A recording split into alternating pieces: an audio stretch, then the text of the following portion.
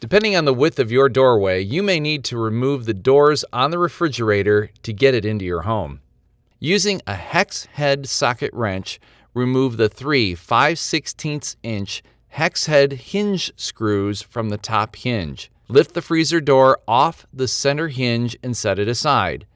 Remove the washer from the top of the center hinge pin. Using a hex head socket wrench and open-end wrench, remove the three screws from the center hinge. Lift the refrigerator door from the bottom hinge and set it aside.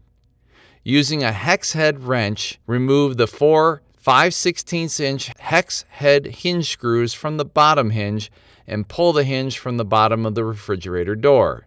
Replacing the doors. The bottom door. Insert the hinge pin into the bottom hinge of the refrigerator door and fasten the hinge to the cabinet. Do not tighten completely. Place the washer on top of the bottom hinge pin. The top drawer. Insert the two screws halfway into the holes, leaving space to insert the center hinge. Insert the hinge pin into the bottom hinge of the refrigerator door and fasten the hinge to the cabinet. Do not tighten completely. Place the washer on top of the bottom hinge pin.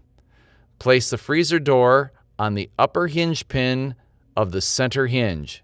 Insert the top hinge pin into the drilled hole on top of the freezer door.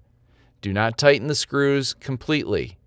Align the doors so that the bottom of the freezer door aligns evenly with the top of the refrigerator door.